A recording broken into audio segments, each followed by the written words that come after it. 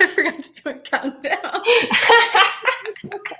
Aw, I didn't get to do the dance.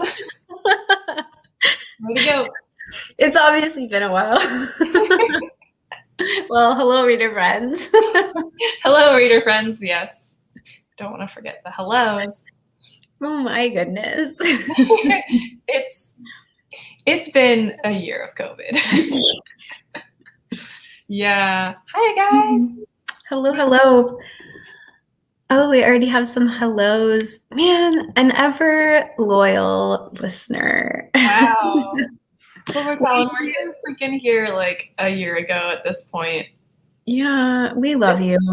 Oh, we haven't really like said anything, but this is like the anniversary. Like February was our anniversary of technically being in existence, but this was a year ago that we were discussing.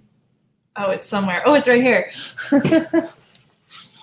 Maid by Stephanie Lang. So yeah, and what a year. A year ago, we really would love to know. Yeah, I was moving, remember? Yeah. Didn't I do the live stream in like my empty room? Yeah.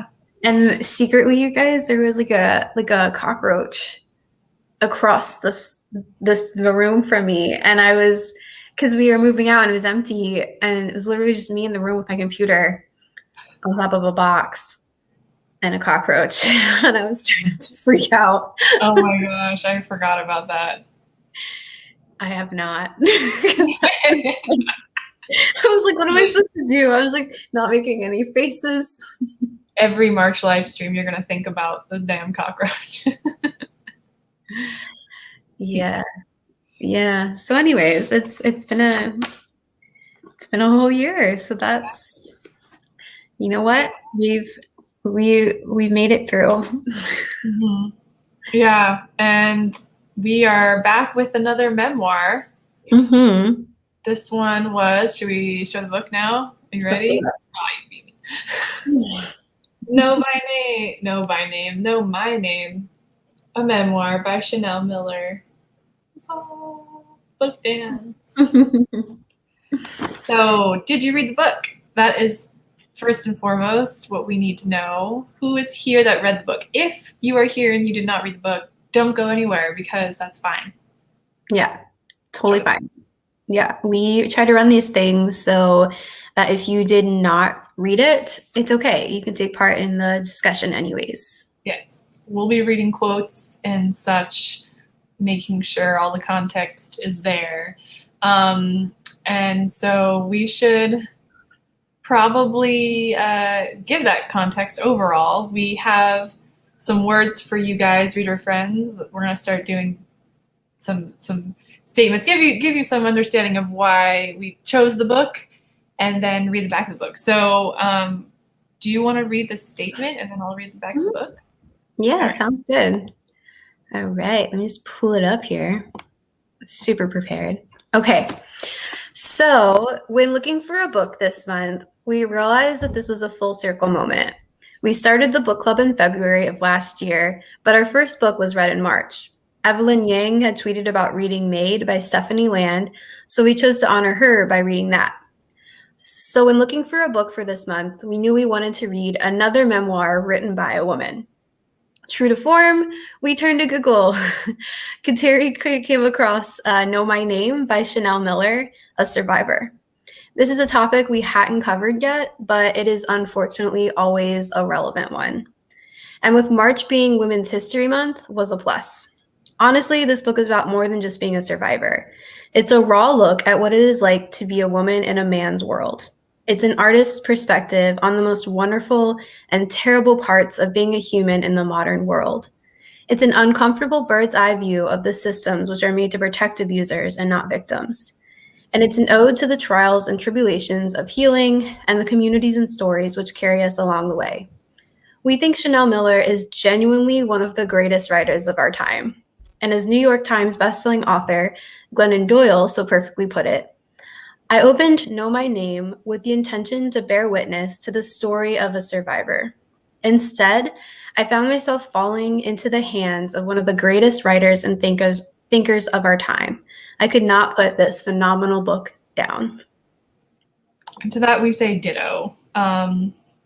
So for those of you who haven't read it, I'm going to read the back of the book, which is a great way to, I think, get us all started for the conversation. So, universally acclaimed, rapturously reviewed, and an instant New York Times bestseller, this breathtaking memoir gives readers the privilege of knowing her not just as Emily Doe, but as Chanel Miller, the writer, the artist, the survivor, the fighter.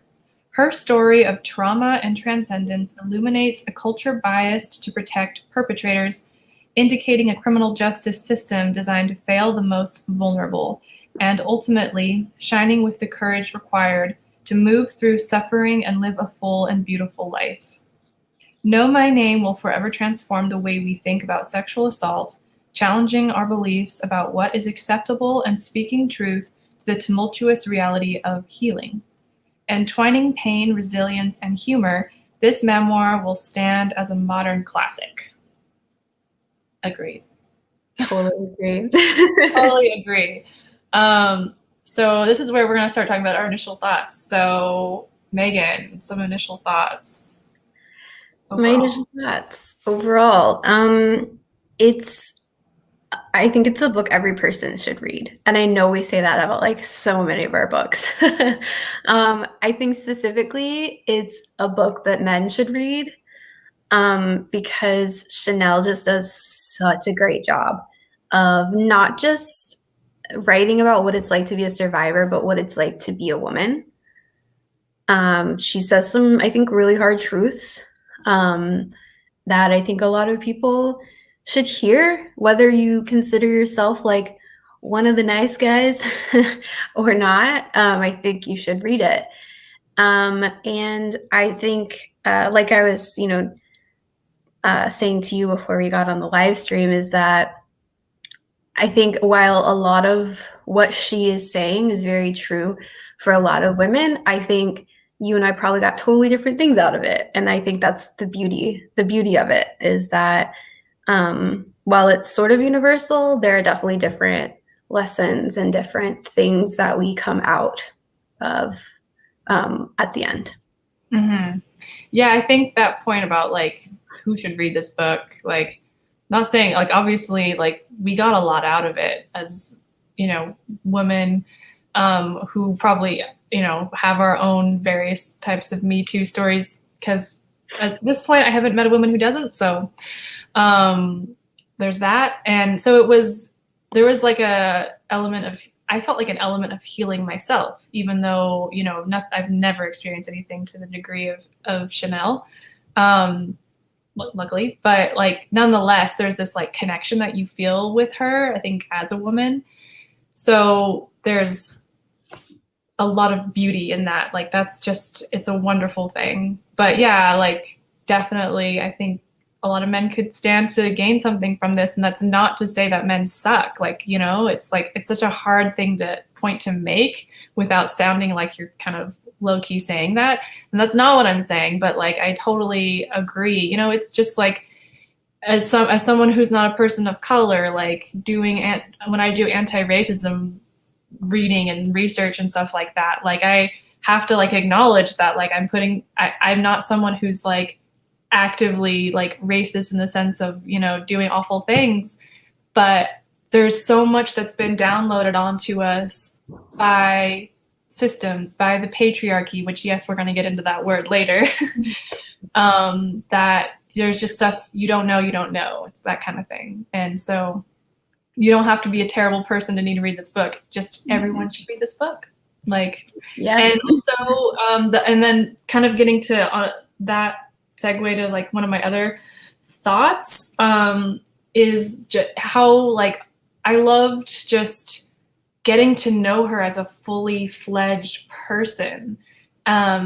She does such a wonderful job about like this book is about it's the first chapter is the night and I laughed out loud, by the way, when she like described how that night went out. Like, she's a character. She is the person I want to party with, by the way. She's like on a table, like doing, and then like she's doing this prank at the beginning where she's like at the door, like greeting people, like passing out like beer and booze and stuff like that. Like she wasn't even like, later she was the person drinking it, but initially she's like giving people their drinks, and like she's like the life of the party, but like in my kind of way, you know? Mhm. So I just adored her as a person and loved getting to see her be so self-expressive and like fully fledged in the story. And there's just something that you get from that, and like that empathy, that connection, you know, like read the book just for that reason. Like she's just so honest. She is so beautiful and lyrical and also real with her writing. Like she's so on the level. But it's like transcendent at the same time. Like I don't know how, like there's always this duality of like, oh, it needs to be this kind of like blog style writing, or it's literary, and like she's blending the two. So it's just a fucking good memoir at the same time. It's so good. Yeah. So It's so good. That's usually what we say, but this, I will say, like you're like, this is one of the books that everyone should read, and we say that a lot, but like I really do think this is like up there at the top of our list of what we've read so far. It's up there, guys. So yeah. If you haven't read it yet, hopefully by the end of this we will have convinced you to do so. Okay, so let's get started with our like in-depth conversation. yes. So guys, we're doing, and hopefully you'll see more of this on our like Twitter and Instagram account, but knowledge is power, or as Megan likes to say, Only if you use that power.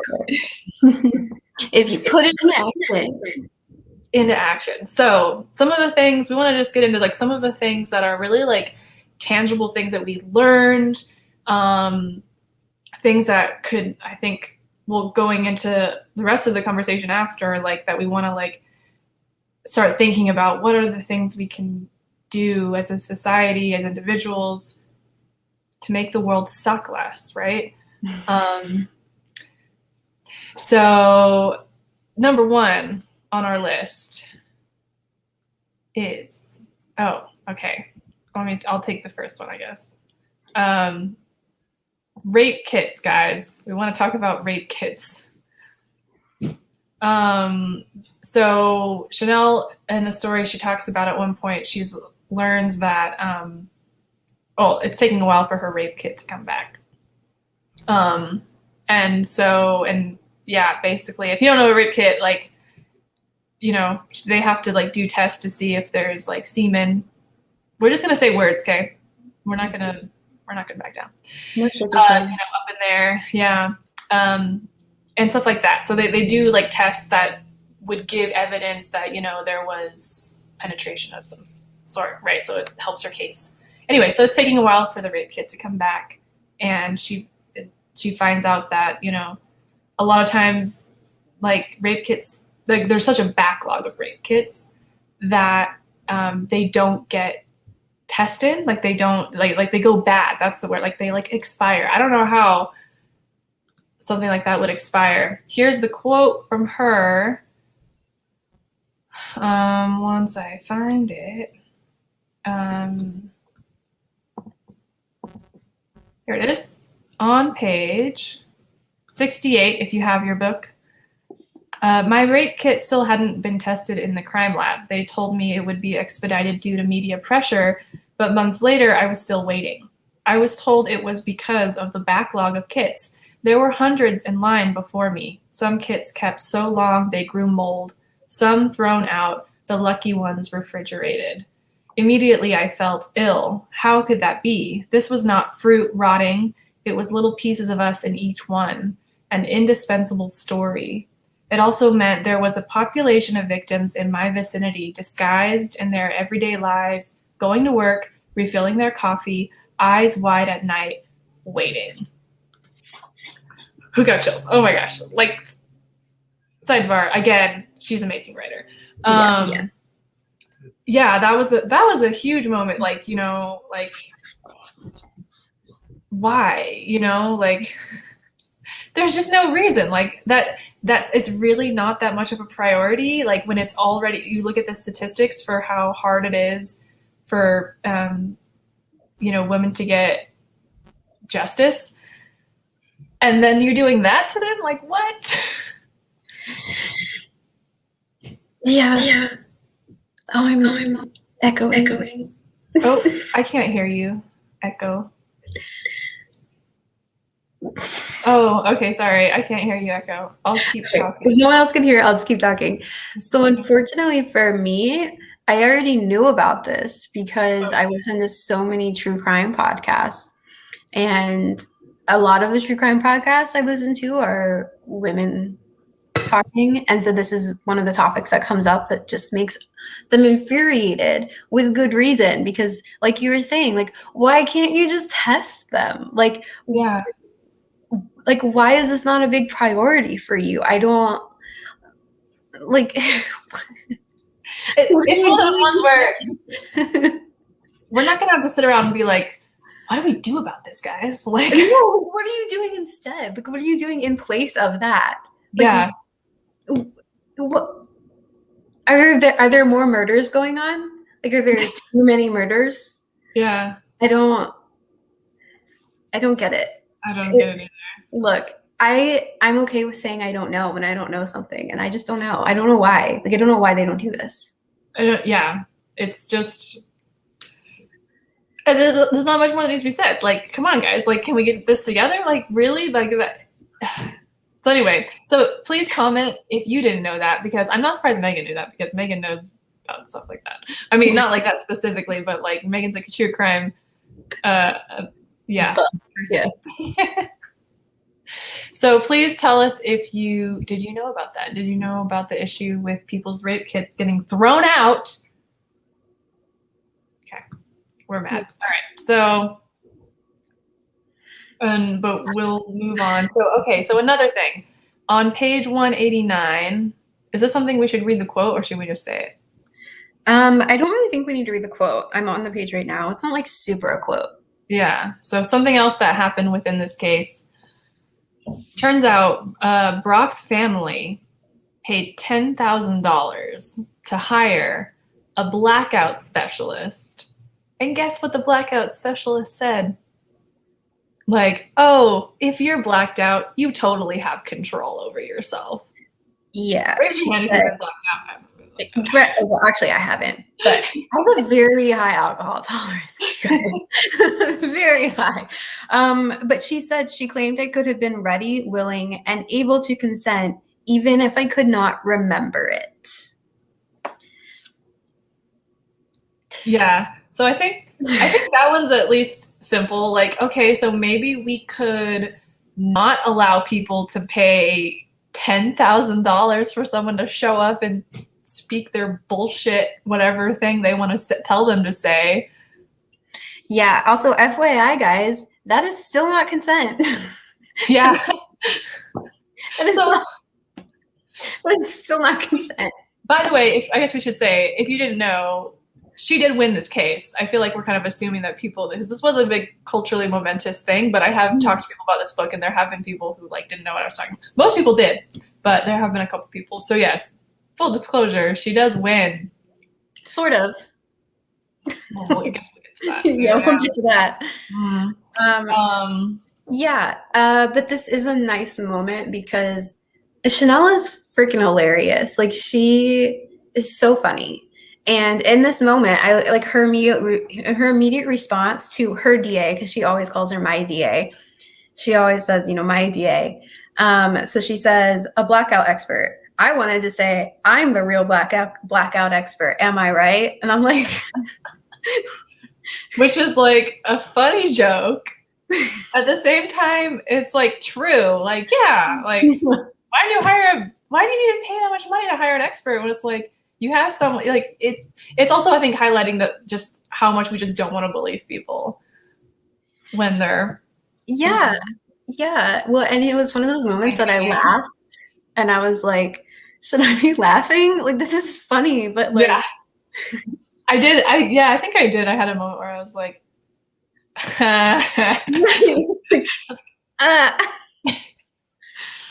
adorable. She's funny. Funny So guy. yeah, ridiculous, guys. Just come on. Okay. Then we want to talk about Stanford. Stanford, guys.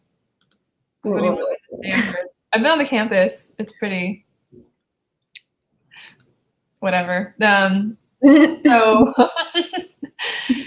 So so this, again, context, the assault happened on Stanford's campus at a frat house. Right? Yeah. Mm-hmm. At a frat house. And so she mentions in the beginning when she first hears from them, I believe it's like an email. I think she gets an email from them saying, we're sorry that this happened to you. And then that's it. And then it's like years of the trial. Mm-hmm. And then it's not until after she wins the case that Stanford gets involved again. So so basically what they get involved in is they're trying to take that place, because what happened was Brock took her behind a dumpster to rape her. So they're trying to turn that place into like a memorial for survivors. Yeah, like a little garden park thing. Little garden thing with a bench and a plaque. Yeah, kind of like I pictured that episode of Parks and Rec where Amy Poehler, because I can't think of her name right now. Leslie Knope. Yes, thank you. Where she and Ben created that like really tiny park. Yeah. It was literally just like a bench and like some flowers. And that's what I pictured. Yeah. It was like just like a bench and some flowers. Like a memorial to survivors, and that's like just like little tiny. Yeah. Right. Yeah. Right. Anyway, so it sounds nice, right? And I guess it ends up happening, and it is nice, but yeah. So it's just interesting the way that she talks about how inadequate the response from Stanford is. So she ends up speaking with, they give her money. Mm-hmm. It's not like a lawsuit. They just say like, oh, there's a sort of like, I don't know, would you call it a settlement?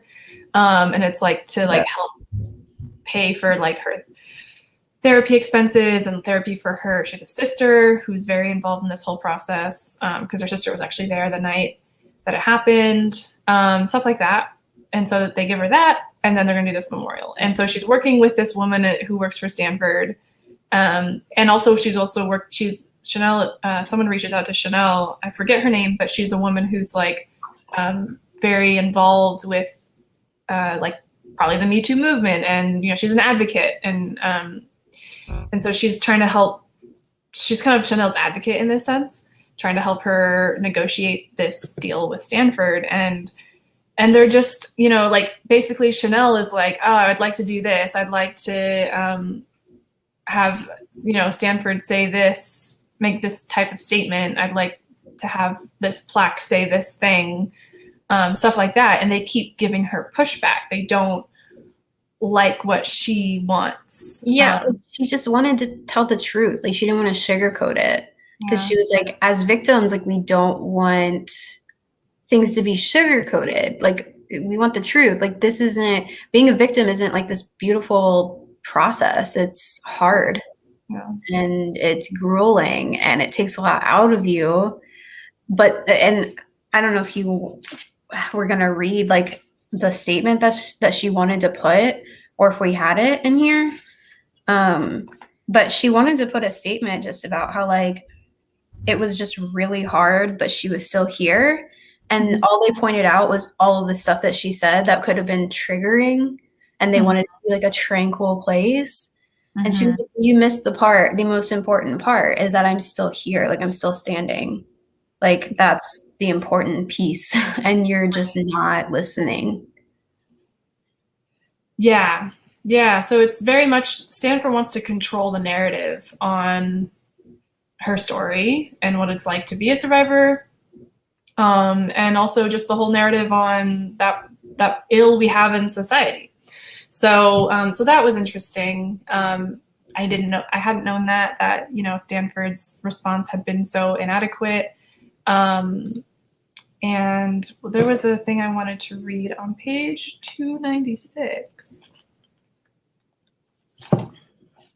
From Chanel, on her words, their apathy, their lack of apology I could live with, but what troubled me most was their failure to ask the single most important question: how do we ensure this does not happen again? Which reminds me, like, another part which is interesting, because they're going back and forth about the design of it. Meanwhile, she also had requested them to put a light in the area so it was less dangerous, and then they took forever to put the light. It's like, not hard, guys. And that's like the main issue is like the danger of that happening again. And like they don't even, it's like a good example of how they didn't want to take any sort of actual responsibility for it, you know? So, and then on page 300, there was another quote I wanted to read. Oh, okay. So then, speaking to, again, what we're trying to do here, tangible things that we can take with us going forward, trying to help. She says on page 300, few acknowledge that healing is costly, that we should be allocating more funds for victims, for therapy, extra security, potential moving costs, getting back on their feet, buying something as simple as court clothes. As Michelle pointed out, preventing assault is so much cheaper than trying to address it after the fact. So yeah, and that's another good reason to read the book. You just learn so much about like the whole story behind like how much they keep changing her court date, which I think we're going to talk about later, but yeah, they keep changing her court date and like her hearings and stuff like that, which not only her, but a ton of people around her, like everyone in her life has to show up for. They keep pushing it back, and she's not there. Like, she needs to like get tickets and stuff. And like, I think they pay for the first one, but then they push it back. So then like the tickets get lost, and then she has to keep like buying like tickets. And then therapy is expensive. And then also like not feeling, there's so much, especially with this one being, media attention, there's so much like not feeling safe.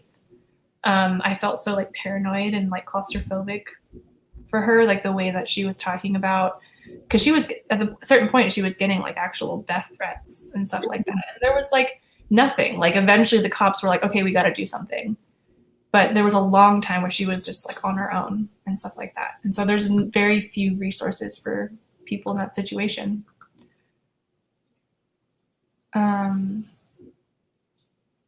Alrighty, which just kind of covers the next one. So shall we get into our first segment, I guess? What do you call it? What do we call it? Segments, yeah.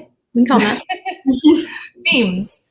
Yes, we're trying to be more organized. Oh, wait, let's also, I forgot we have something.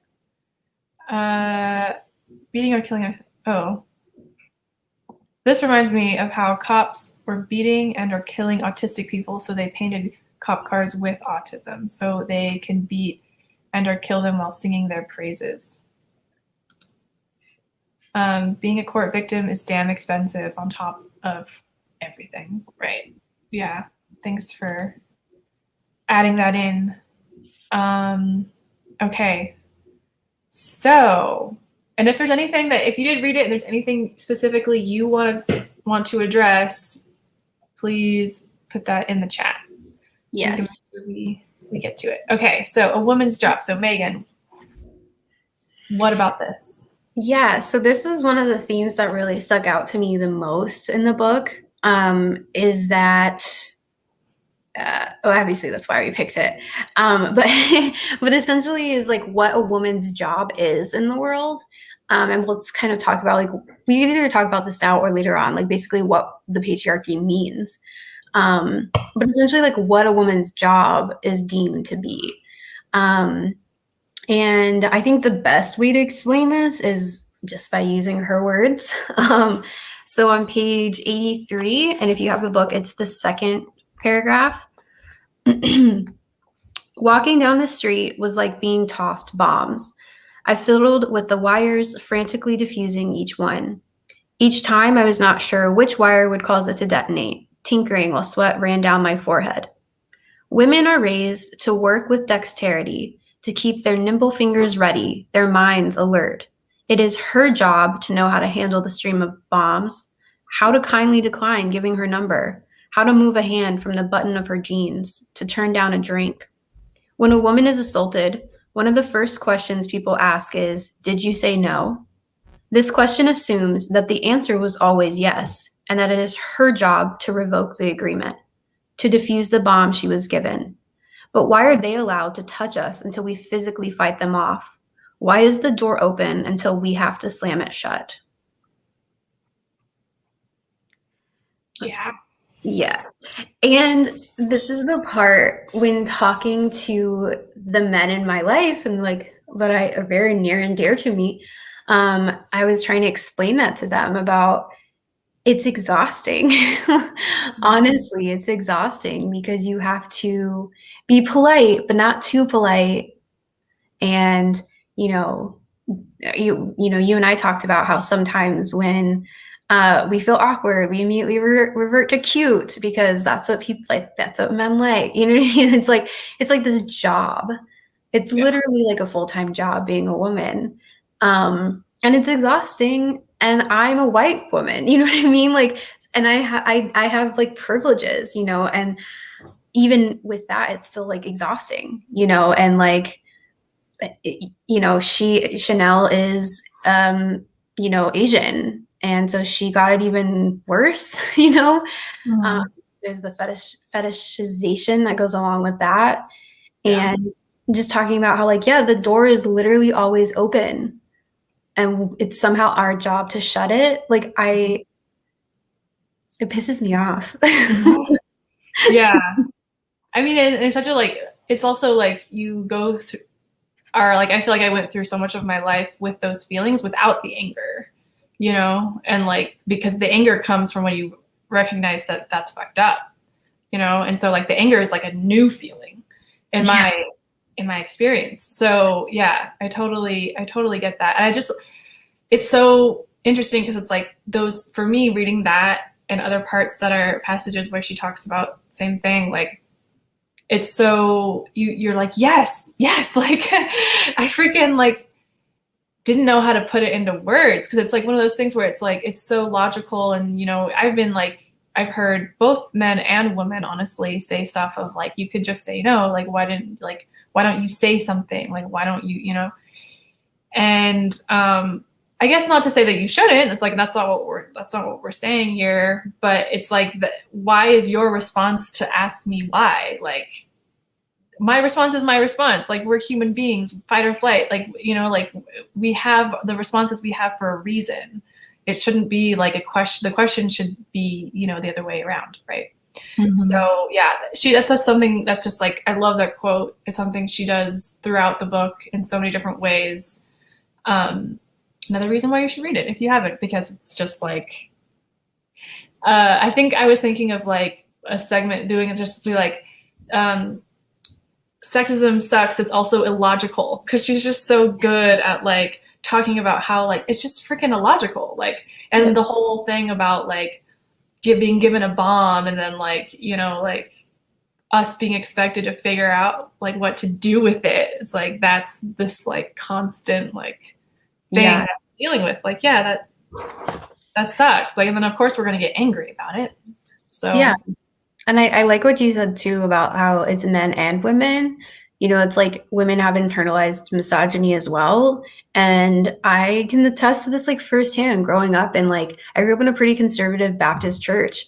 And I used to get so frustrated because for some reason, if a boy looked at me, it was my fault and my fault only. And like, we wore uniforms and it was like boxy polos. Like, what you wear doesn't matter. But I'm just saying, it was like boxy polos and like below the knee khaki skirts, A-line khaki skirts. like, and like, you know, those clogs that everyone was super into, like the slides, yeah. like we'd wear those, like the ugliest footwear in the world. And there was this guy who, when he would talk to all of the girls in our class, he would talk to our boobs. And I just remember thinking, like, first of all, I was like 15, 16. I had like no boobs. What are you looking at? What are you talking to?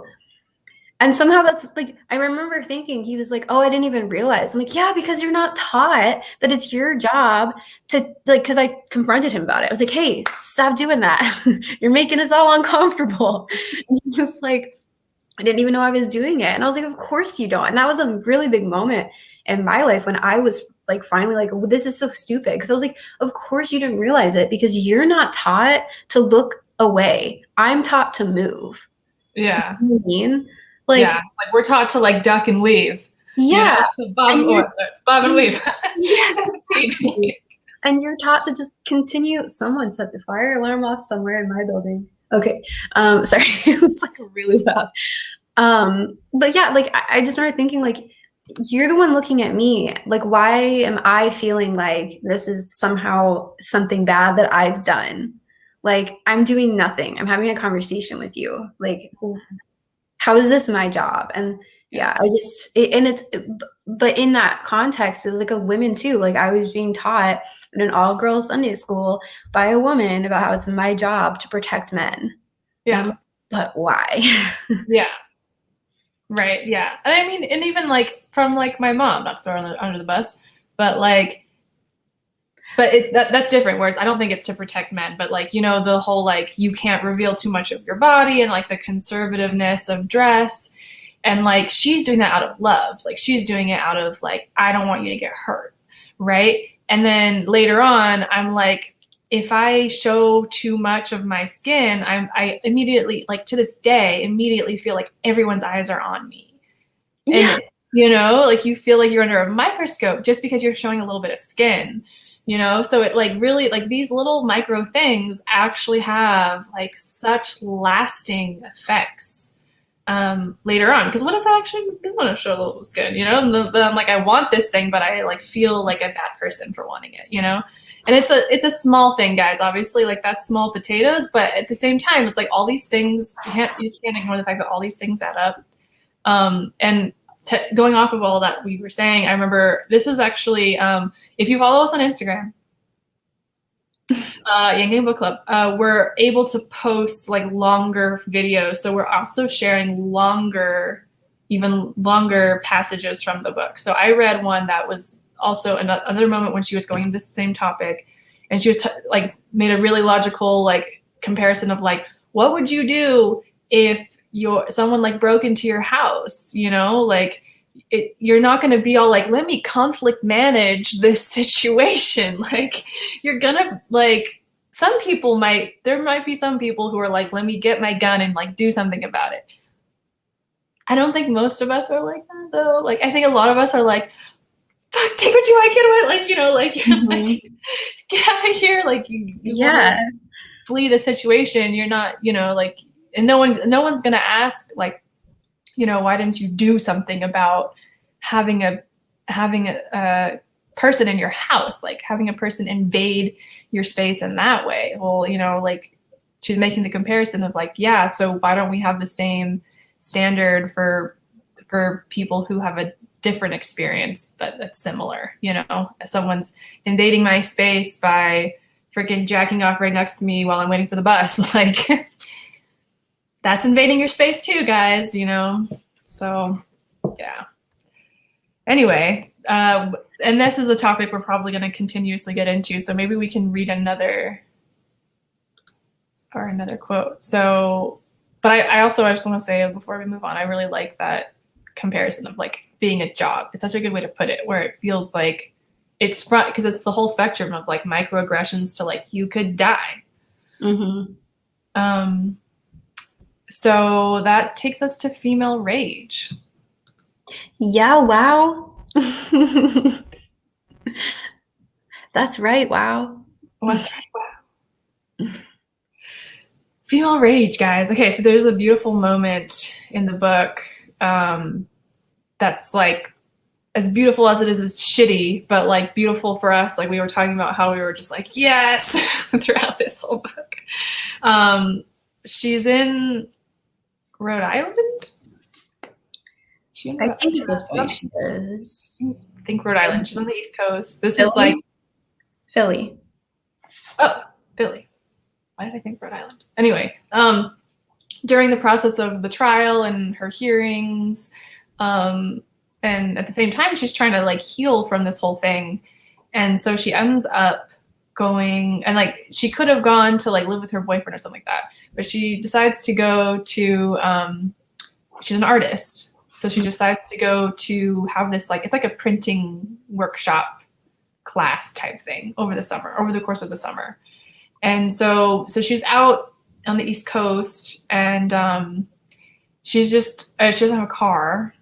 And so she's walking to school from her apartment every day, and she just talks about how like she's getting heckled daily. And just like constant barrage of men, construction workers, guys on the road, in their cars, whatever. And so, yeah, that feeling of like exhaustion and claustrophobia is strong. And then it ends up resulting in her, like, she's actually out with friends and she just like loses her shit. Some guys in like a Mustang, I think so. Yeah, I'm pretty sure they're in a Mustang. And yeah, she loses her shit. And she was just like, why the fuck would I get in your car? Like, why would I do that? No, actually, that was a totally different situation. These are like two separate times where she's like, right.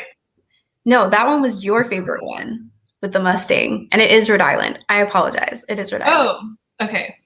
Yeah, the one where she like your Isn't favorite she part. yelling at both situations?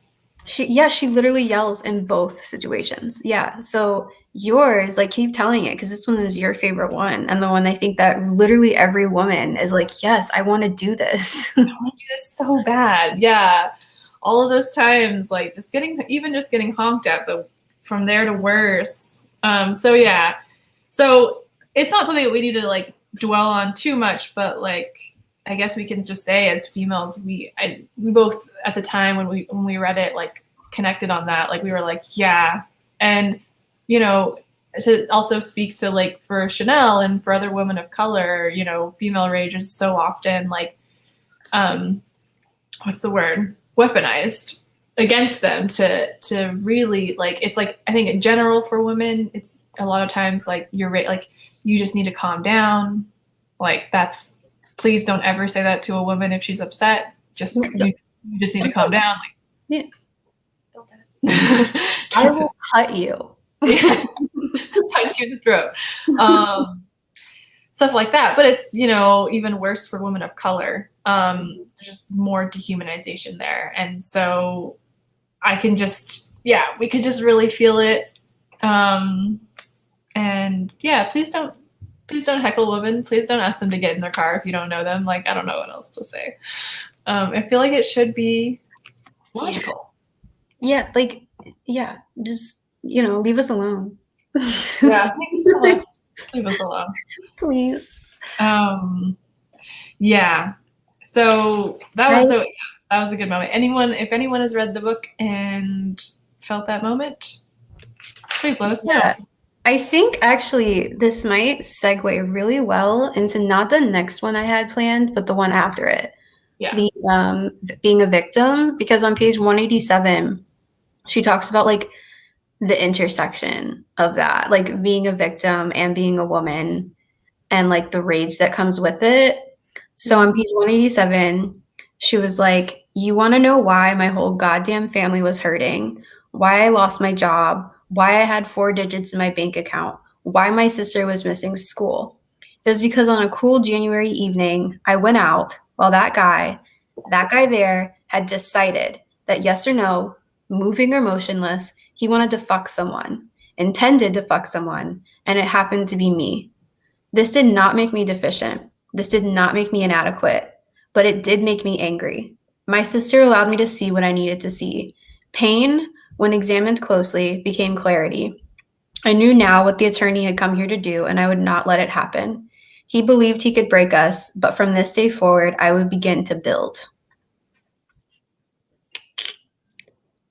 She's a badass. Yeah. Yeah.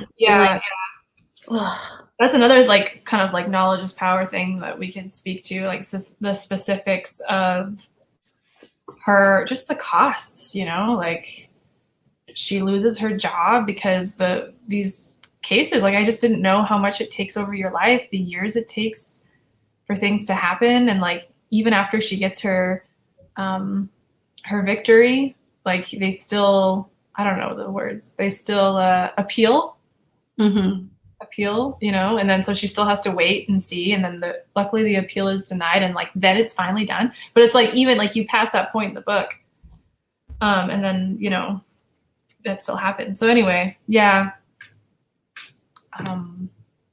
that's definitely a good way to show how all these things just add up, and then female rage happens, guys. Yep, and it's okay. It's okay.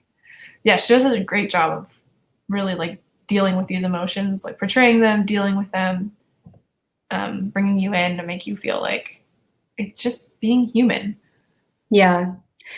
And like the reason I wanted to like segue into this part is because there's this rage of like, so imagine someone like, you know, what your story is, you know what it is because it happened to you. It could be anything. It doesn't just have to be being, you know, sexually assaulted. It could be literally anything.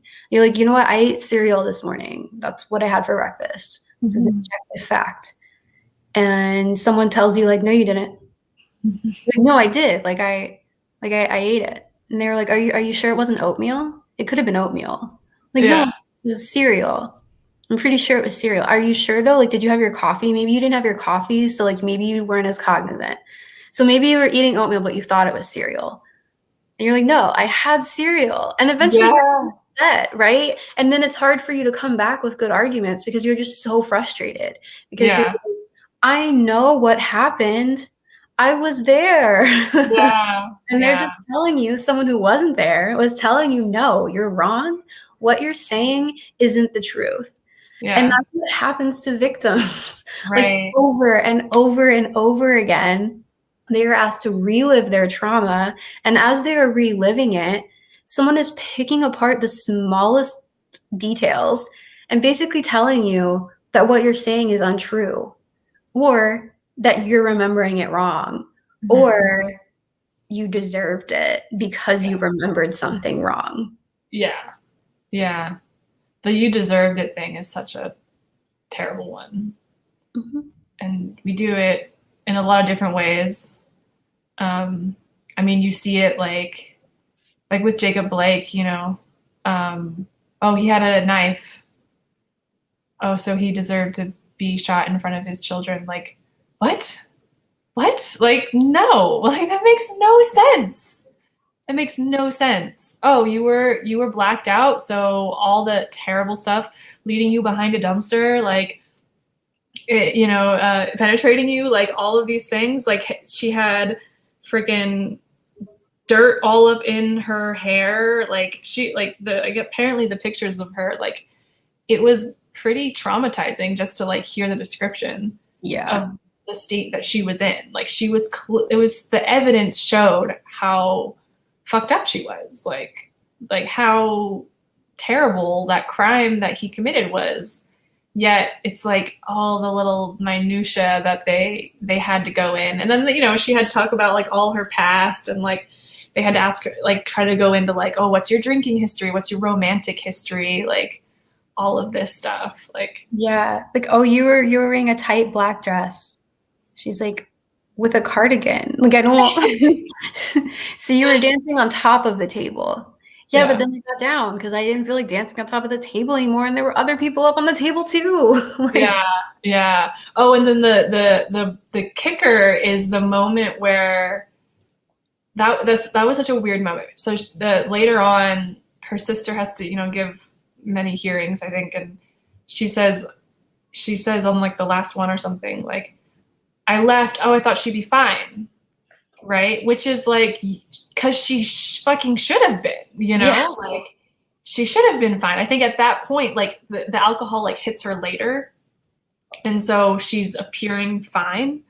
And I don't even think it was like her sister left, right? I think it was just that like they got separated and they kind of, you know, it's like a frat party. Like she just didn't know where she was. And so it was like, why weren't you seeking her out? Well, because I thought she was fine, you know? And I'm like drinking too and having fun with my friends. So anyway, so she says that. And then, and Chanel's not there. So she gets a call from like her DA, I think. And then she's like, or I don't know. There was something like all of a sudden it was like this big deal just because her sister said, I thought she was fine. And so like, oh, that one thing was like totally like overblown. It's like, that's not evidence that her getting raped was okay. I mean, it's never okay. It's like, no, like there is not ever like any situation where sexually assaulting someone is okay. Like there is no situation, and it's odd to me that we have to like break that down. yeah. And like I don't know. And the other thing that I thought was dumb too was she went outside with a friend to pee, which like I've been at a party before where there's only one bathroom and like there's a line. And what I would usually do is I would straight up just tell the guys like, hey, go outside because it's way easy for you to than it is for me. But they didn't have that. You know, they didn't know anyone. They only knew each other, you know, and so they just went outside and peed. And for some reason, they made this huge deal. And I was like, guys, pee outside all the time. Yeah. And no one thinks anything of it. All the time. Like, you know, and no one, everyone's like, oh, haha, he's peeing in the bushes. A girl goes outside and pees and she's all of a sudden like, it's okay for her to be raped. Like, I don't get it. Like peeing. She went outside to pee. Like, I don't. Yeah. And they like picked that apart as if somehow her going outside to pee was like some kind of invitation. Yeah. It's like, no, maybe she just had to pee. Like, I don't. It's how so does this equate to rape? Okay. Right. How does this equate? Why are we talking about this, guys? Yeah. And I'm not laughing because it's funny. Honestly, I'm laughing because it's so ridiculous. It's just that ridiculous. Yeah. I feel the same way. That's why I'm like, yeah, you know, and I honestly, it's also a coping mechanism because it is. Yes. it could have been any of us, right? Yeah. You know, another coping mechanism was putting the book down and walking away sometimes. I just had to because I was like, you know what? Yeah. Look at this. I gotta walk away. Did everybody have that experience? I did. I think yes. Well, that leads to one of the like quotes that I had posted that I wanted to get into, which maybe could be like almost just a way to cap all that off. So we kind of already talked about this, but let me find it. Okay, so this is an earlier revelation in the book because she talks about, you know, her progression of realizing like how awful this is going to be. And she also didn't know when she decided that she was going to press charges. She talks about how she didn't know that the pressing charges actually meant it was not a guarantee of justice. She kind of got it. She could have not got it, right? So she could have not, like, the whole thing around, like, why do people, you know, more people need to press charges? It's like, well, there's a lot more there. So anyway, this is earlier on as she's starting to realize the trouble that she's in for with this whole process. So so I think her DA like makes her realize how this is going to work. Her reasoning hit me with, page 46, guys. On page 46, her reasoning hit me with horrifying clarity. His only way out is through you.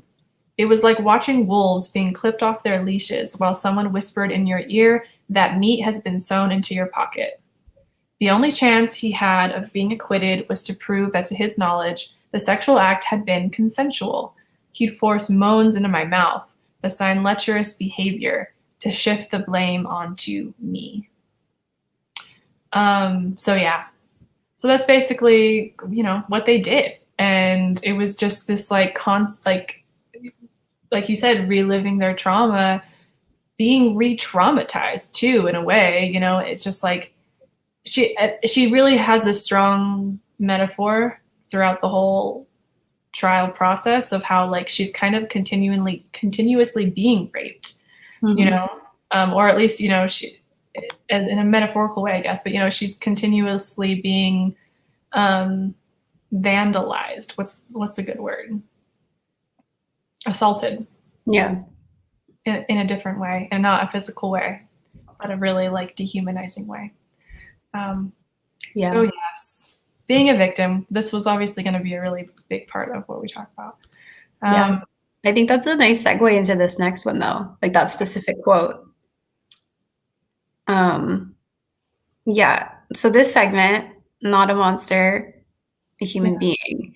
One of Yeah. the things I thought was the most interesting in this book is that she, first of all, continuously calls Brock by his name.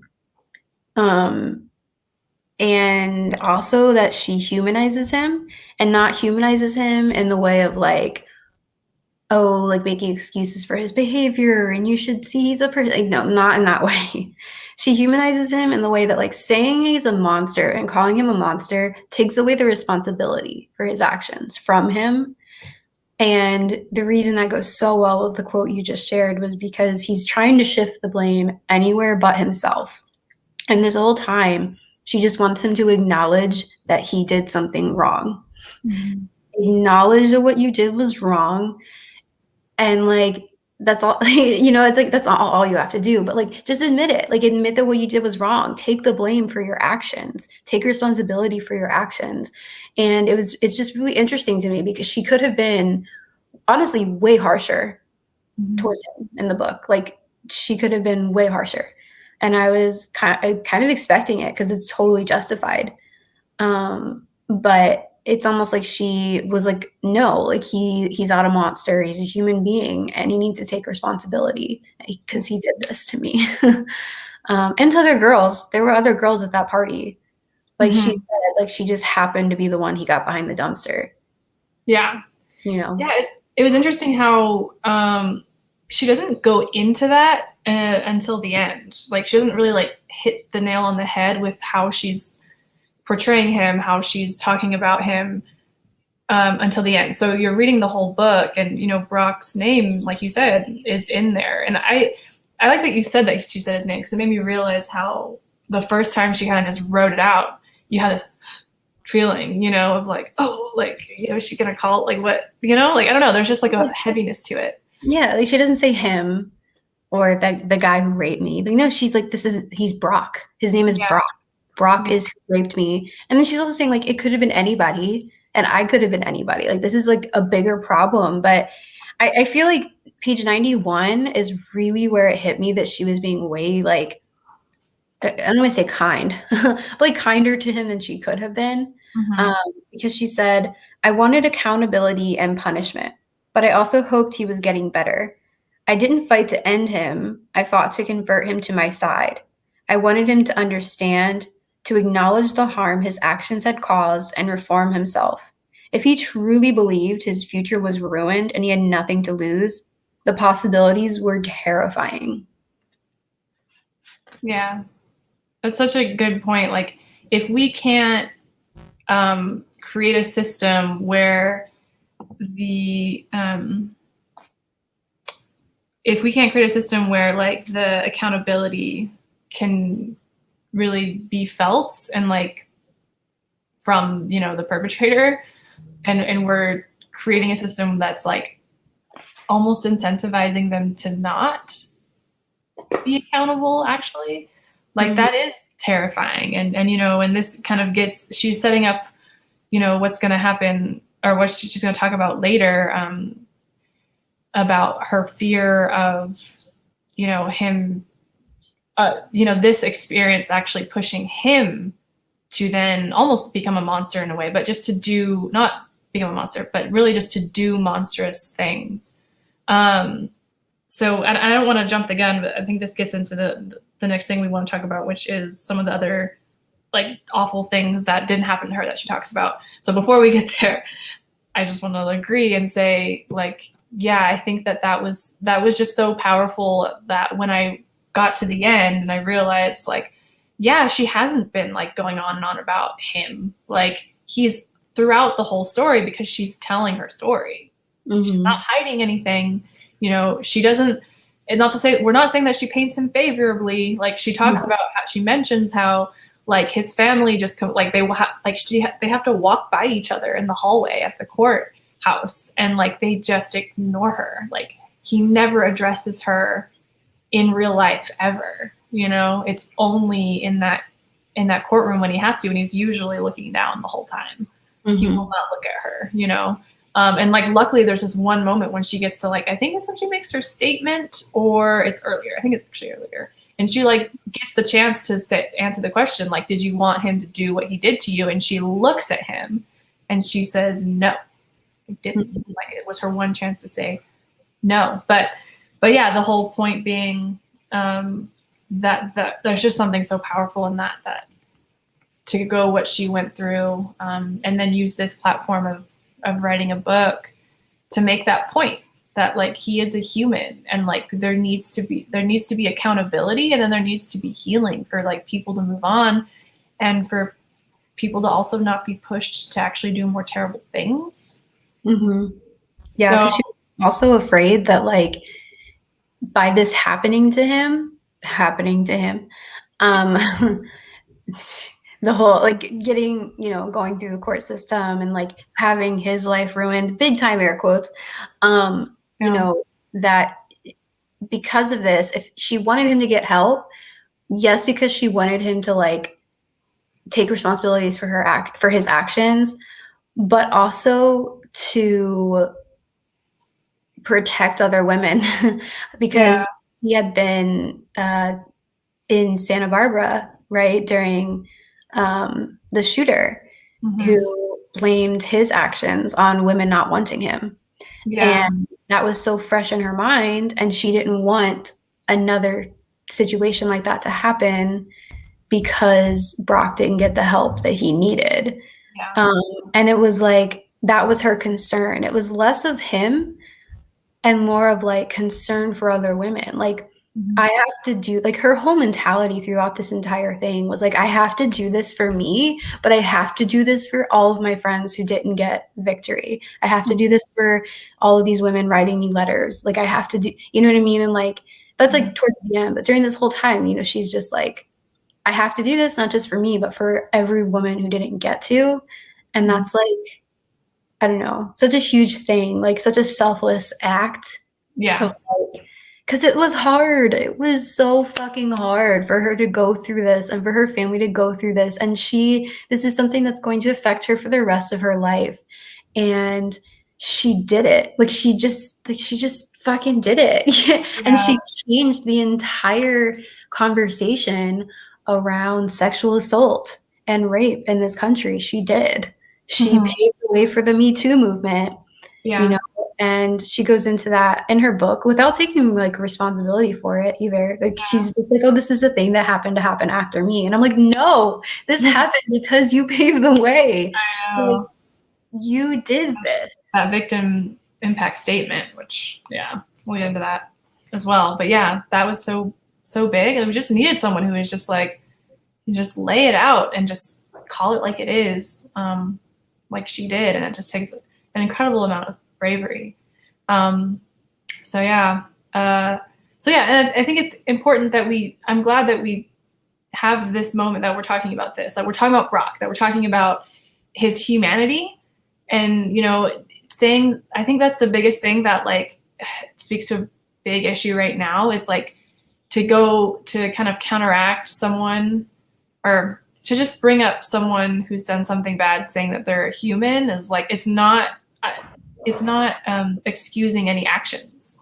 No, you know, it's like saying that they're human is I think more so saying like, we have a real problem here. It's not like, again, like if you call someone a monster, they're now an outlier. It's like, an anomaly. It's like, an anomaly. Yeah. And it's like, no, we're actually the same. Like we're the same as that person who did those monstrous things. And they have to be held accountable for what they did. Like, I'm not saying to go easy, you know? Like, I think Brock should have gotten what was it? They were asking for 6 months in prison. Okay. So he ended up getting 6 months with time for good behavior, which means that for every day he had good behavior, he got a day off of his sentence. Yeah. So all he had to do was be good in jail And essentially he just served 3 months. He Yeah. just served half of that time. And the 6 months was actually a really low ball because the judge he's recalled, by the way, because he's a fucking idiot. Yeah. That's another knowledge thing, is that Yeah. when you go to a hearing, you're in front of a judge, or like when you're reading the sentencing, when you're reading your victim impact statement and you're in front of a judge, you're not the only one there. Like, it's not just your sentencing, it's all these other cases in the same place. And if you happen to get a judge who doesn't care, which she did, like the person in front of her was a domestic abuse survivor, and the judge went super lenient and he kept rushing her through her impact statement. And yeah, like, that's terrifying. Like, you're in front of all these strangers, so you're being re-traumatized again. After the whole trial process, even after she's gotten her victory, then she gets this. Yeah. Oh my gosh. Yeah. I'm so glad you brought that up. That was such a powerful moment. Definitely a moment where Memoir, it's like almost stranger than fiction. Like when I was reading that part, when she was talking about the woman who showed pictures of herself, and it was like, it was like an older, I imagined her as being smaller for some reason, but an older, like I imagined her as being this, like, though she be little, she be fierce. She's like, because she was giving her impact statement. Mm-hmm. We don't know her name, obviously, right? But she was giving her impact statement, and she was like talking. She brought pictures to show how battered her face was by her husband, and like Chanel was like looking at describing them, like, that like they made her like, oh my gosh, Yeah, like English wasn't her first language. English wasn't her first language. That was a moment that I just like, whoa, like this really happened, and it just has so much meaning. Like there's just so much that you can take from that, and but it was real. It wasn't a made up moment. It was real, and yeah. It was crazy. Yeah, and it's interesting too, because you're talking about how, like, it's not like talking about people like that saying that it's an anomaly. Like, Brock was a student athlete. He wasn't a monster. You know what I mean? Like, he wasn't. He was a guy who had a whole life ahead of him that could have been good, and he made the decision to rape somebody, and like, not only that, then she gets put in front of this judge who brought up, former Stanford athlete, but also this judge who had like a lot of this power, and like, he's someone that has a lot of respect, and yet he did this. He re-traumatized her and like let these men off really easy. Yeah.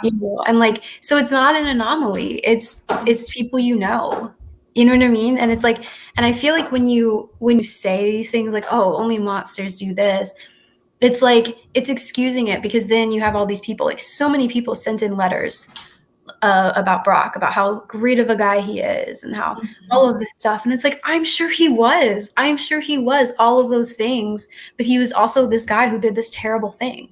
And like, it's like, we like to see people as like either one thing or another, but the truth is like, we're all capable of like terrible at things. We really are, as humans. Most of us just don't act on those. And when you do, you have to take the responsibility for that. And I think by calling them monsters and by saying, oh, this doesn't happen to everybody, or this isn't, not everybody is like this, it's like, no, it's a cop out, because it's,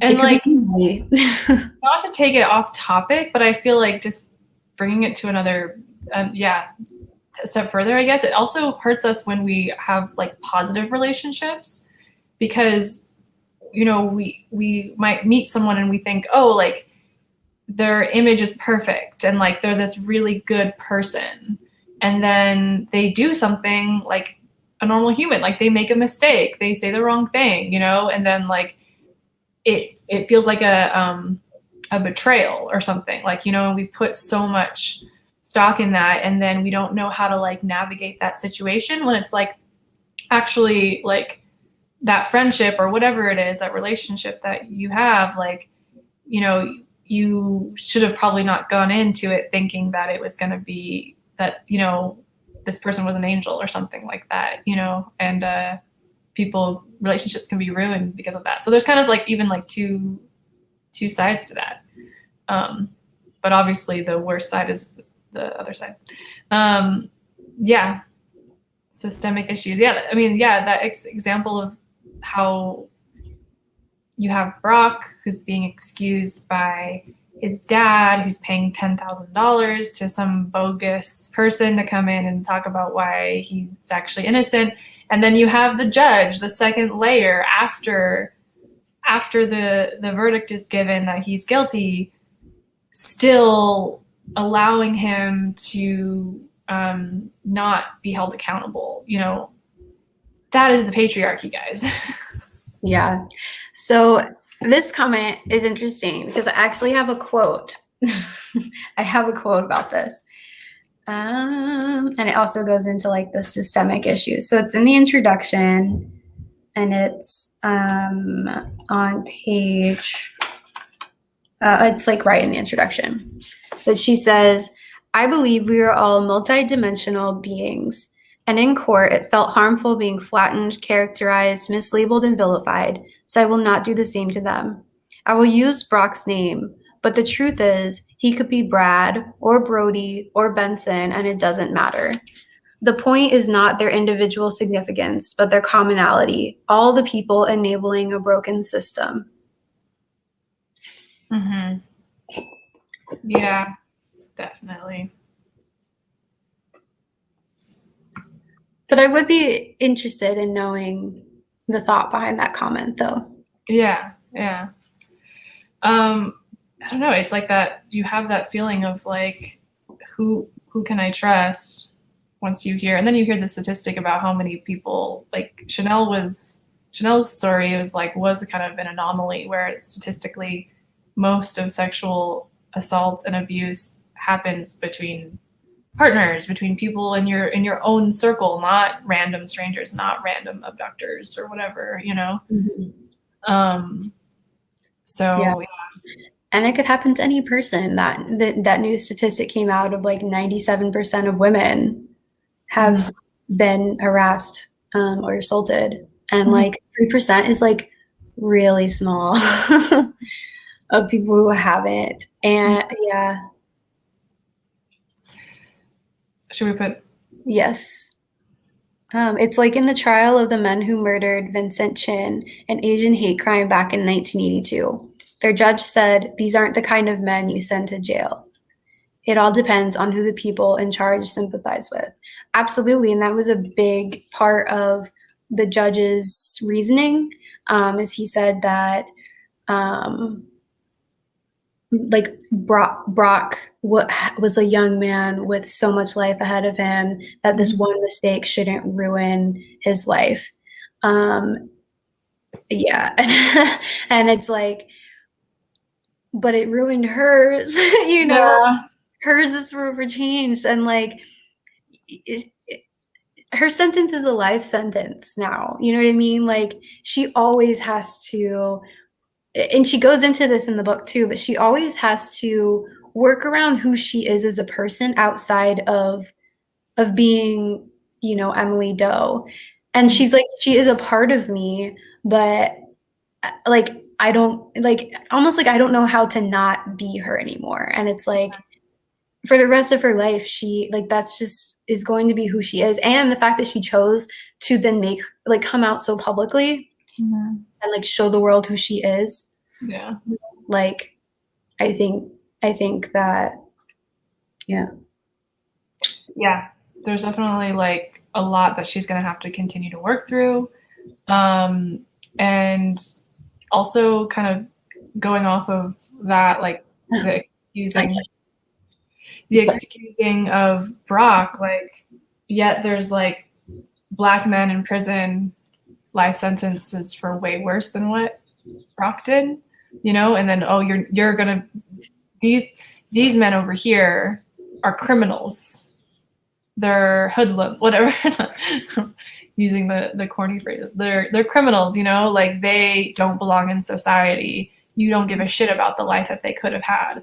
Oh, but this like white boy who's at Stanford, who's on the swim team, who's rich, what a life he could have had. Like I'm trying not to like really go hard here, actually. I think What kind I'm of gonna life, be honest. actually? Right. Like, I'm How gonna be much is honest. he going to be contributing to society with potentially some of his job prospects? Right. Well, it's As the pandemic has taught us that the real essential workers are the people who are getting shit done in society day to day, not hedge fund people or whatever. no, An extreme no. example.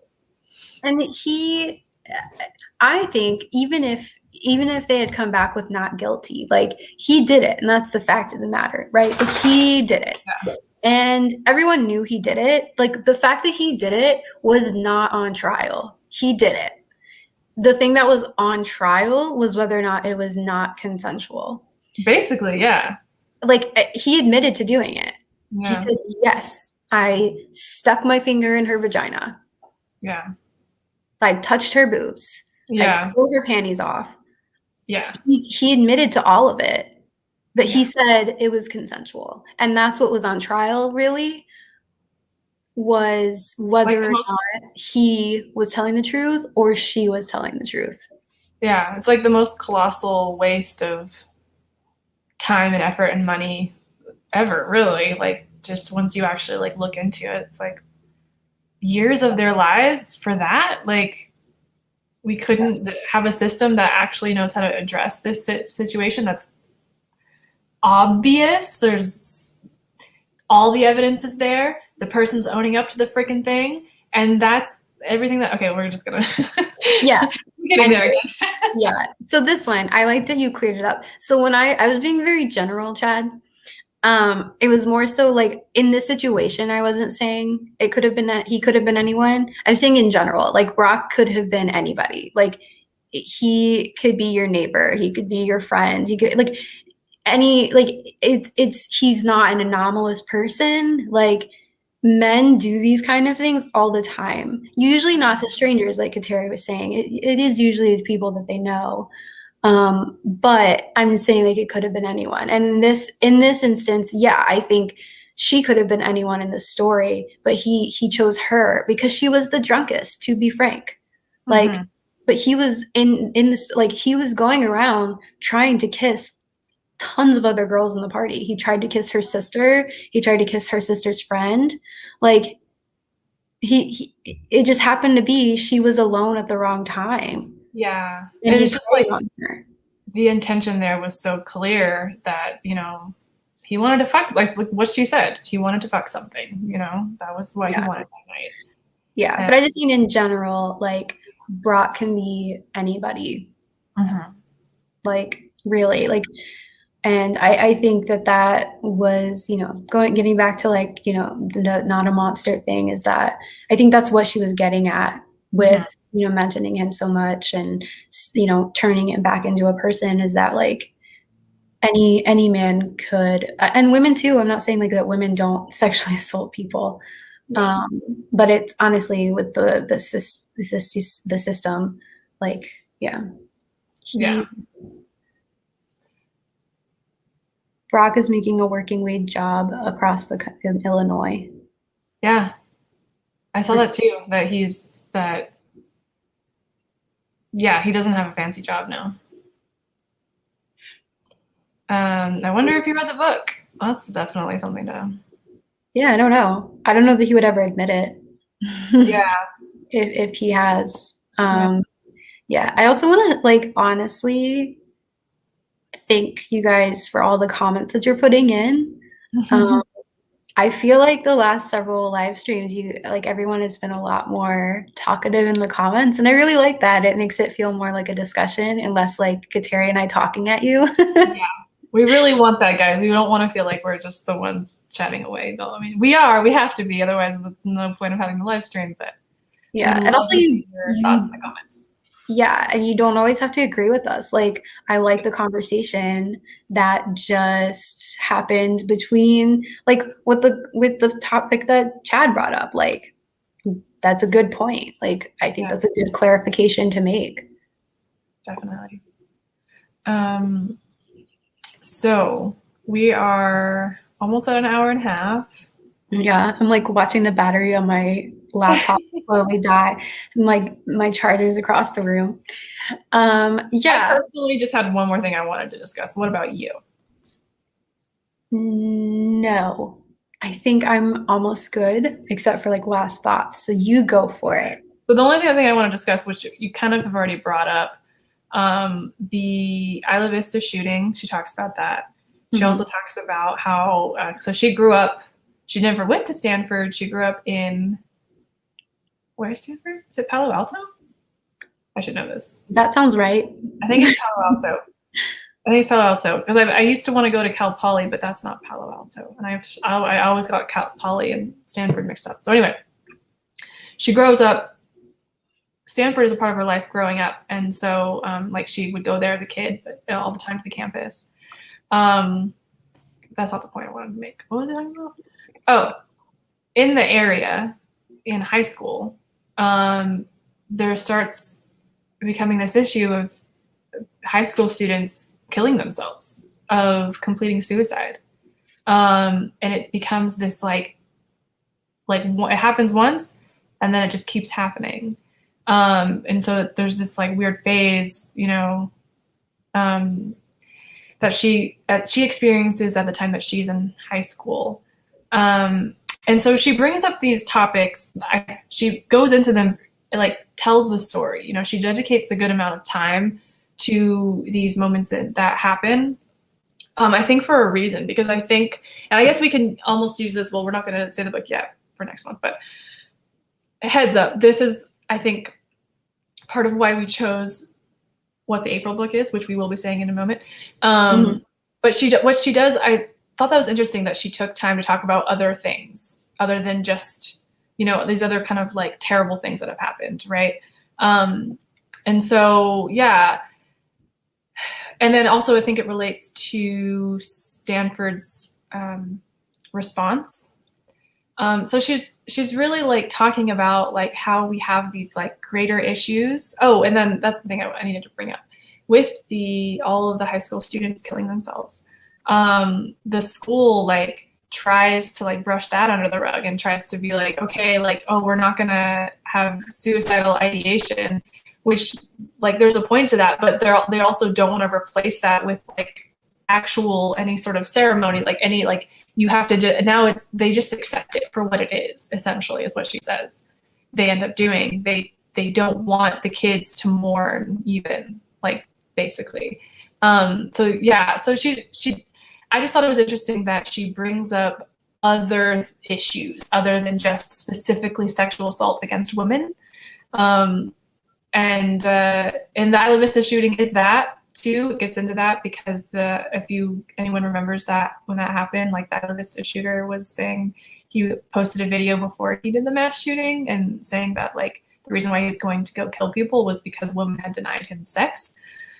So that's connected, but yeah, I just thought that was interesting that she did that she wanted to like connect in these other issues and try to say, I think it's, you know, her trying to say like, we can't compartmentalize all these different issues. Like we have to understand that everything is connected.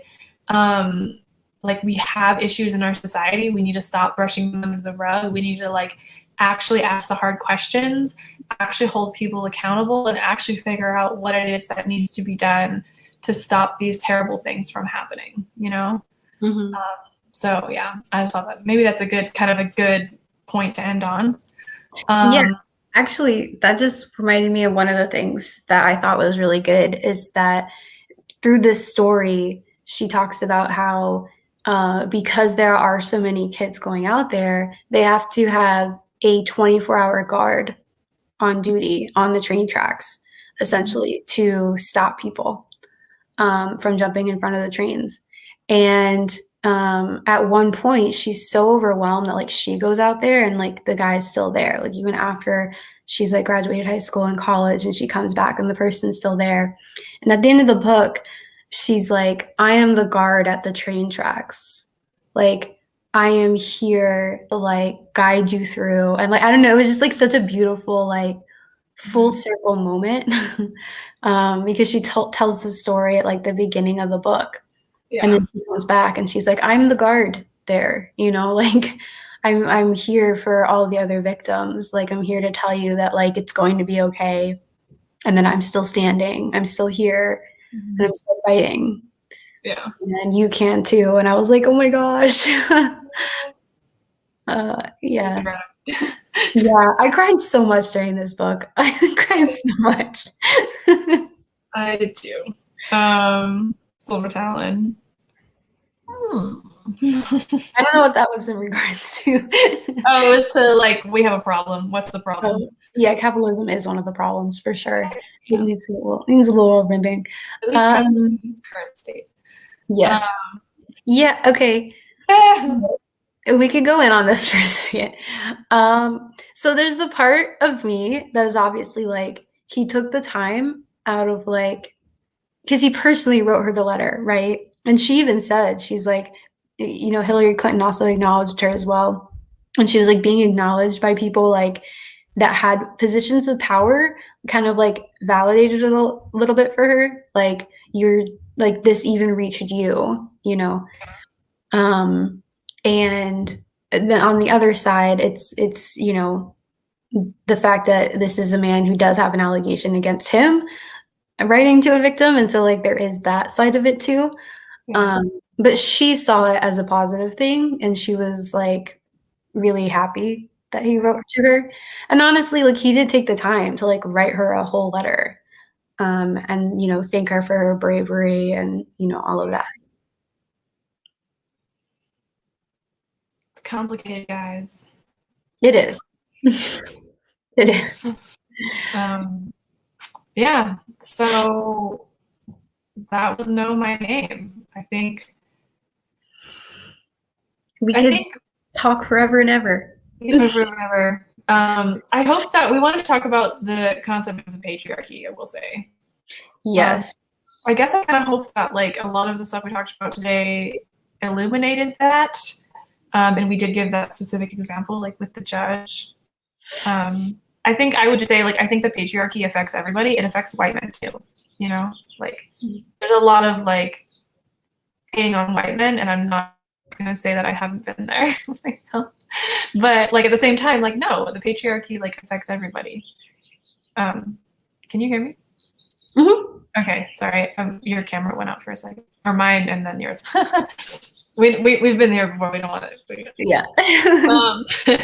So anyway, that's kind of my thing, is that like it's like one of those bomb words you just like throw it into a conversation. You never know what you're gonna get as far as you know. But I think the patriarchy is kind of like that whole thing, like the last kind of comment I brought up about how like all of these things are connected, all of these ills of society that are resulting in these terrible things happening, like they're all connected. And so, and to me, like I associate that a lot with like what the patriarchy is, because it's like not something that you can like necessarily put into one mold, but it is like there's lots of ways that it manifests.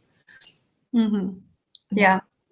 I also think for me, the patriarchy, you know, I was telling you this earlier, is that I feel like people in America, we're so like America centric. Like all we think about is like American issues, or like we think of these issues in like a very America mindset. And I get it, it's because it's where we live. But honestly, the patriarchy, you know, is like a thing that affects everybody in the world. Like it's like a society at large kind of issue where it's not just men in America getting away with this. You know what I mean? Like it's men in other countries. You know, we had that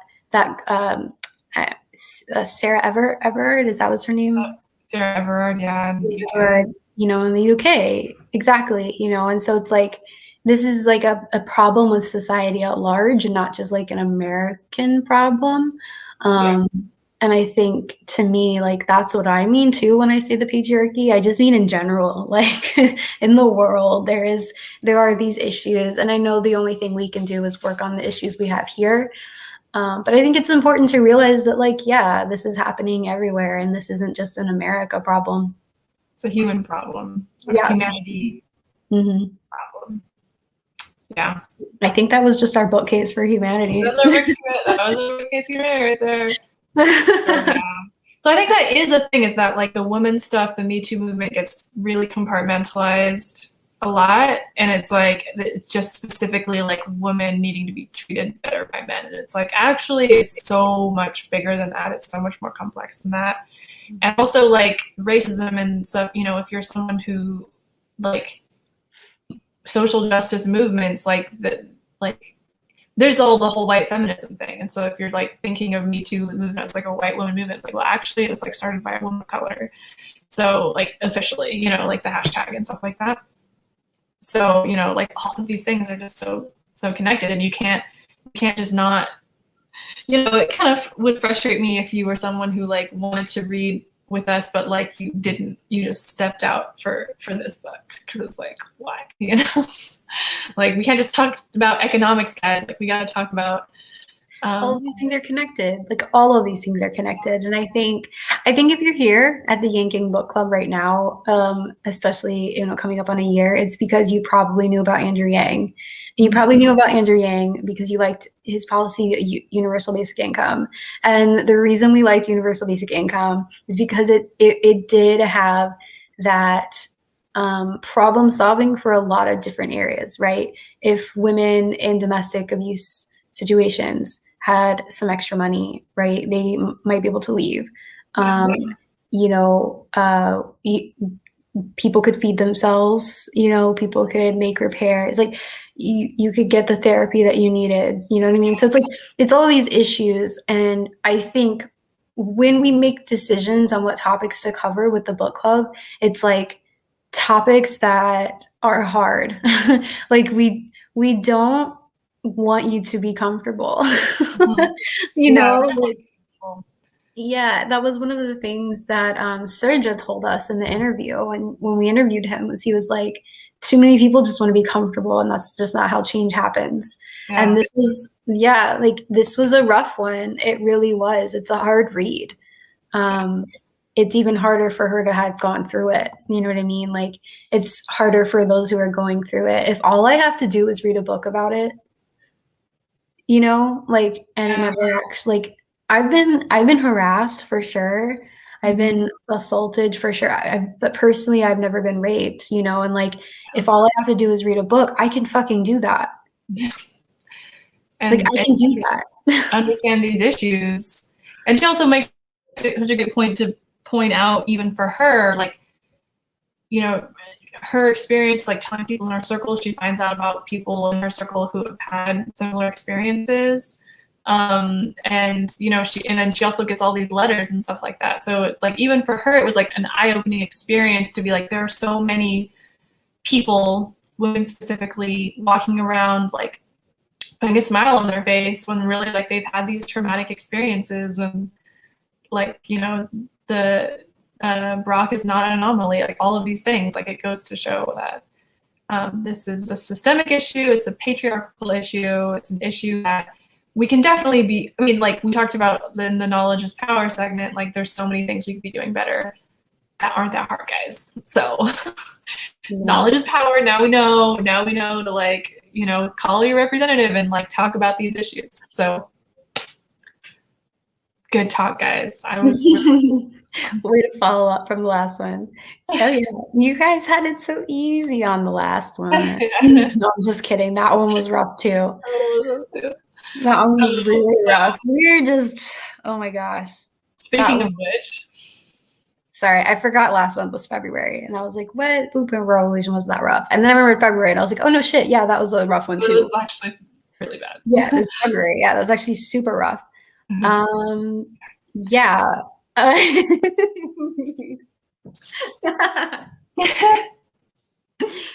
What was that? It does have to do with Earth, though. Yeah. Actually. Are we gonna announce? Let's do it. Oh wait, before we do that, can I quickly plug the giveaway happening right now? Yes. Because on Instagram, we have like 2 entries, guys. Go on our Instagram and enter for a chance to win a copy of, this is a really shiny book, Backable, The Surprising Truth Behind, oh, can you see me? Yes, I can now. Okay, I can't see me. Oh, no, I can see. Behind What Makes People Take a Chance on You by Sunil Gupta. So this is published by Little Brown. Our friends. Around down there. Our friends, if you guys remember Union, we got to like kind of partner with the publisher on that one. That was Little Brown. So Little Brown are our friends, and we want to keep it that way. So, we have the giveaway both on Twitter and on Instagram. Head over to the posts. I'll retweet it on the Twitter just in case, because it might be buried at this point, but on Instagram it's not.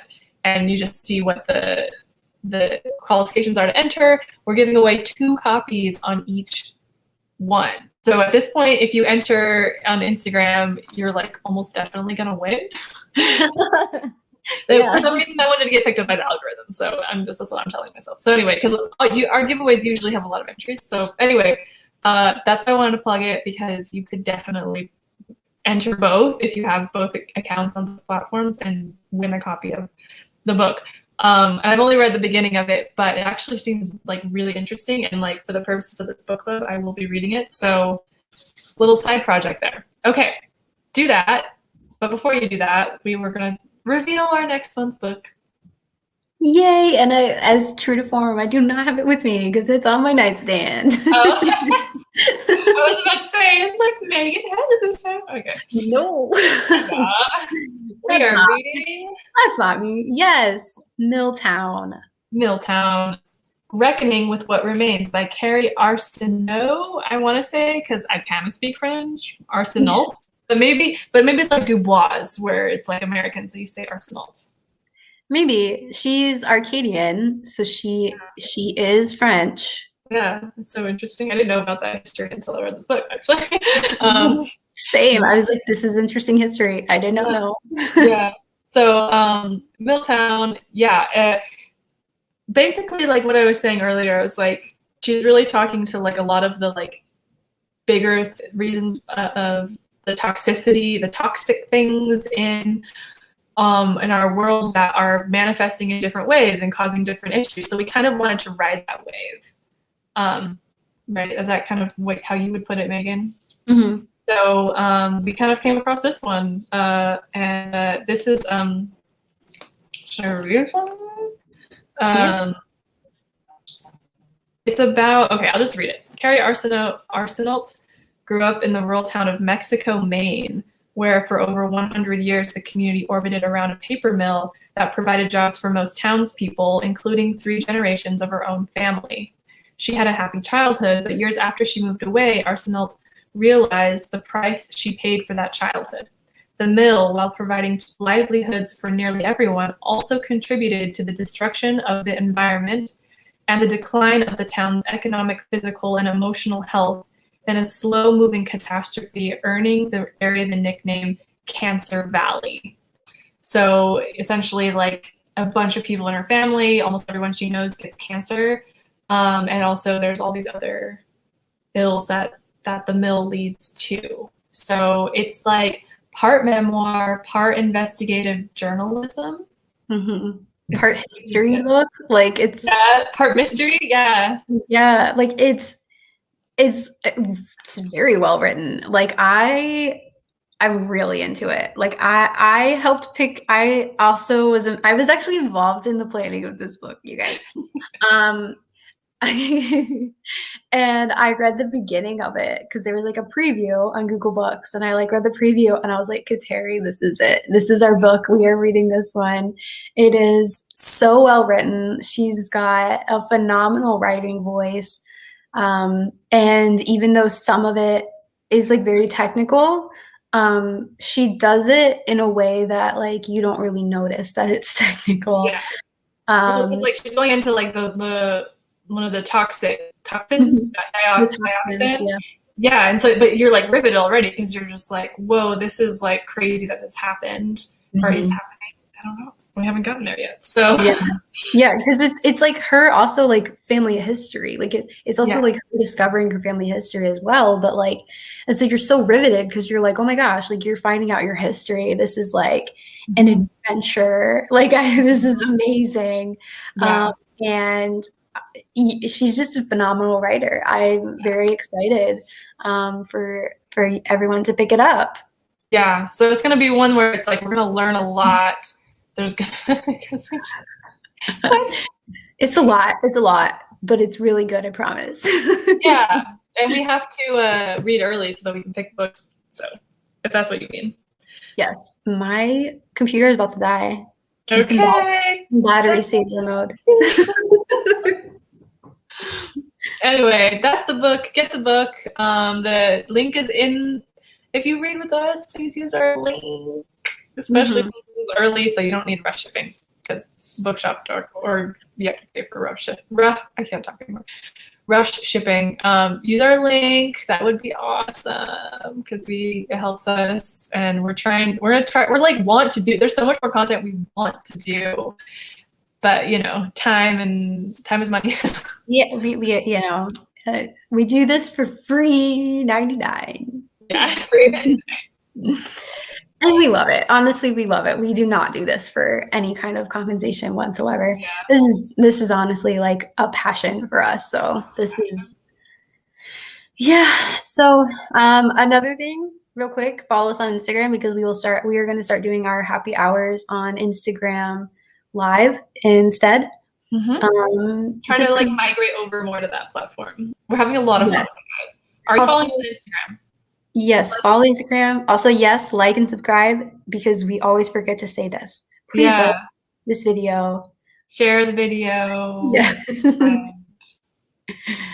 We love you, Chad. We know. Thanks so much for all of the chat. You crew are like the best. Like also why we do this because you guys are awesome. So awesome that you guys show up. Whether or not you read the book, again, totally doesn't matter. Like we just want to like share knowledge with the world and love of books and use that to help make the world better. So we're getting there, guys. Thank you. So yeah, I think that's everything. What's our sign off? Happy reading? Happy reading. Oh, I want to do the book drop. Ready? Let's try. Do it. Okay. Bye. That was so loud. That was really loud. I'm gonna